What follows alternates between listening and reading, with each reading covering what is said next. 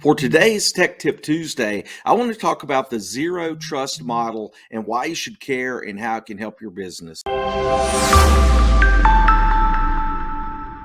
Let's talk for just a moment about zero trust as it relates to the three parties here on the screen: the client, the security team, and the managed service provider.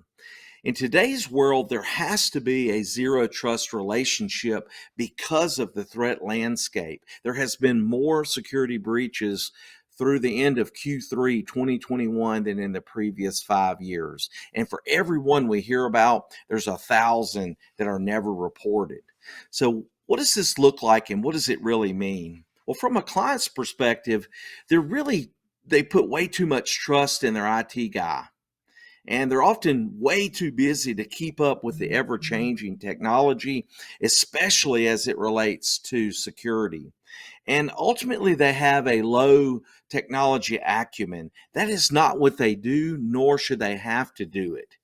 Well, the MSP or the IT guy, he is often overloaded.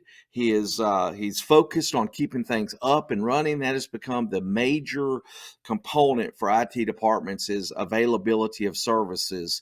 And really, they're so busy that they don't have the time to take ongoing cybersecurity training. So what you really need is some form of a security team. At BIS, we've created a completely different company with a completely different team for our clients. We call it Cyber Fortress. But what they need to be doing is doing technology business reviews. I call them well baby checkups. And with that, they are going to go in and look at the critical components of your system. And it's a much longer conversation, but I'll touch on them briefly. Ultimately, it is your firewall configuration, your account management processes, and multi-factor authentication setup. It is your email and making sure that they are being secured and backed up, as well as your endpoint detection and response. And of course, we can always throw in there a business continuity or a disaster recovery plan. Most businesses are trusting their managed service provider for these, and they are not really focused or have the skill sets in order to do that. So much so that a recent report came out and they are saying that there is a 500,000 cybersecurity expert shortage in America right now, and it's going to take 10 years. So things will actually likely get a lot worse before they get better.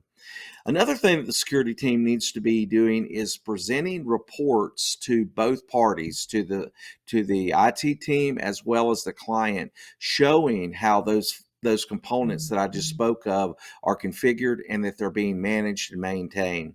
They also need to have some type of technology roadmap so that you're actually spending your money in a way that is effective and not being spent in crazy ways for security that really aren't based upon the National Institute of Standards and Technology model, where you weigh your risk and you work, of course, on your high and critical risk before you work on your low risk. You need to have a technology roadmap so you're keeping everything up to date, and that's got to have reporting in order for you to know that it's working right.